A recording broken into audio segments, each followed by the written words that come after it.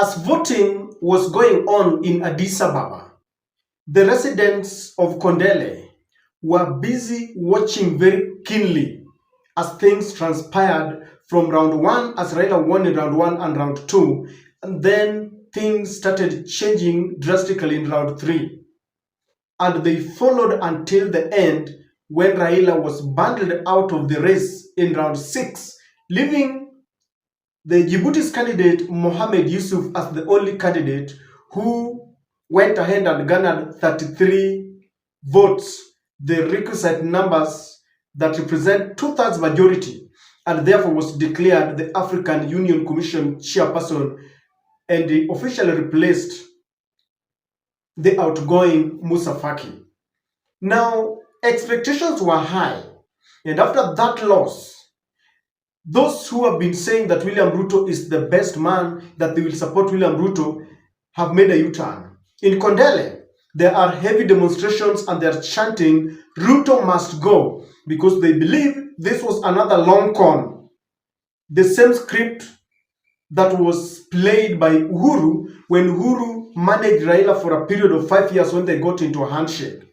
And what is going to happen between now and in the next few days is something that we wait and see. Kindly listen to the residents of Kondele saying Ruto must go. The last time we heard of Ruto must go was, I don't know, last year. And today, those memories are revived again. And I believe as we speak, security is being beefed because they do not know. It is a very precarious situation. This election. So I want us to go back to the standing models governing the election.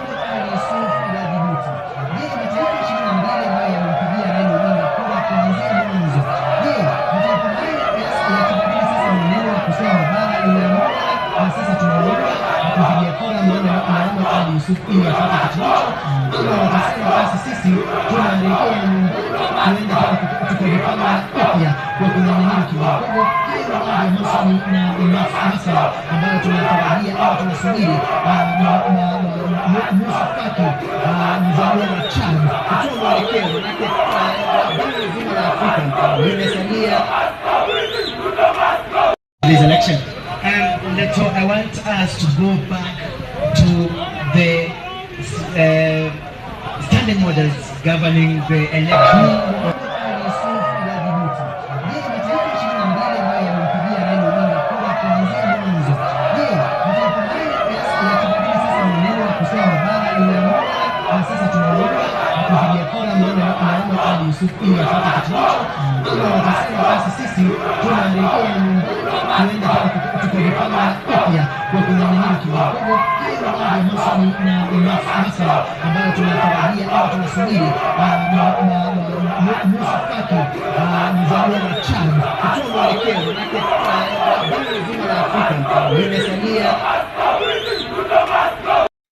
Ladies and gentlemen, William Ruto, I understand, has called for a very crisis and a very urgent and a crisis meeting to try and calm things down. And he's trying to talk to Raila Odinga to ensure that he goes to Kisumu and Kibra in all his strongholds to calm things down, because as we speak, there is some uncertainty in those areas. And you see, I think many of us are not surprised that this is happening, because as we sent Raila to go and contest for that African Union Commission's seat, we had a very hot political debate within the country. William Ruto, for example, is believed to have been sending Raila so that Raila can exit local politics, so that William Ruto can continue bullying people in the country. And that's why he really wanted Raila to be elected. Many were also saying that Raila got a very nice place to retire. But as things are now, there seems to be a problem. If you want to know that there is a problem, I want us to read what Robert Alai is saying. Robert Alai is saying that anyone imagining that Baba Raila Odinga will be used as a tool to fight Ruto for ethnic revenge in 2027 elections Be ready for disappointment. Baba Raila Odinga is not coming back to be used to fight Ruto. Look for someone else. And I believe Robert Alai did not consult Raila when he was giving this information. Those are his own sentiments. Opondo Kaluma is saying this: I will petition the withdrawal of East African community from the African Union. According to him, maybe he feels that it is the East African community president that did not rally their support around Raila Odinga. Already the blame game has started. Not only that, Robert Alai is now channeling his blame to Uhuru Kenyatta, saying Uhuru Kenyatta's mission of night campaigns against Raila in Addis Ababa. Why? According to him, because there were rumors that Uhuru held several night meetings with several heads of states to ensure that Raila did not get this seat. And I want to tell you something. They must find someone to blame. And these people want to come up with a narrative. Number one, you've had them now, they want to blame the East African community. Number two, they want to blame Uhuru Kenyatta. And that is the nature of our politics. Whenever something has happened, whenever there is a fiasco, the person we should ask is William Ruto and Raila Odinga. This secretariat that was being maintained by taxpayers' money, that was appointed by none other than William Ruto himself. Musalia Mudavadi was at the forefront championing for this. We should ask them, we should, point fingers, we should point accusing fingers to the right place. This thing of saying, oh, Uhuru Kenyatta or East African, no. Let us ask questions. What didn't William Ruto do right? What did the secretariat do right? Over 100 MPs who went to Addis Ababa for ostensibly moral support, what were they going to do? Because if you looked at the other side, Yusuf and even Richard and Mandarato, they were almost cool, calm and collected. There was no showbiz like we did. So this idea of trying to point fingers to Uhuru Kenyatta, no. We cannot use Uhuru Kenyatta as a sacrificial lamb now. No. Hiyo nimekataa. There is this penchant that the ODM has formed that when William Ruto is wrong, they don't want to say it is William Ruto. Oh, ni watu ambao wamemzingira. They would even blame Gachagua. If Gachagua was still the deputy president today, they would have blamed it to Gachagua. Now that Gachagua is not there, the blame is placed on Uhuru Kenyatta. We cannot do that.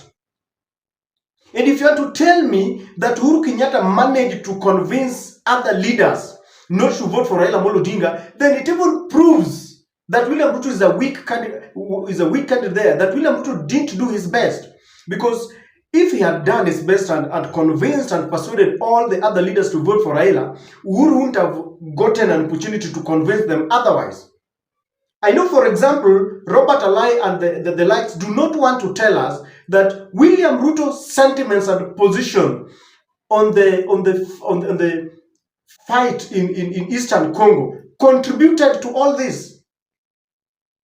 His sentiments when Israel was fighting Hamas contributed to this because he already took sides.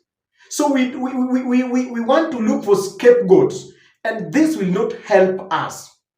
As for William Ruto, things are getting thicker for him because he had really expected that he would take the bragging rights. He really wanted to eliminate Raila Odinga from the political scene. Then he comes back and starts, telling the Luos that now I have taken Raila to Addis Ababa. Now please support me. That has backfired. And William Ruto is not very sure whether these people will vote for him. And it is going to be even very difficult to Raila himself to go and tell the people of Kondele and explain to them that we cannot blame Ruto for this. William Ruto's relationship with other presidents was not going to work well. Ladies and gentlemen, this is something that had been said over and over again. Now, William Ruto must go to the drawing board. This idea of looking for dynasties, if he was banking on Uhuru Kenyatta, they are now saying Uhuru is the one who is to blame. If he was banking on Raila Odinga, the supporters of Raila Odinga are already saying Ruto must go, meaning They understand that Ruto failed. Ruto didn't do enough. And I remember we were discussing this with one of my friends, and we were saying these campaigns on social media, anytime someone shakes hands with Raila Odinga, they count that as support. It doesn't go that way. As we move forward, I know the opposition, this team of Gachagua, Natembeya, Eugene, Martha Karua, Kalonzo, I know they are hoping for the best.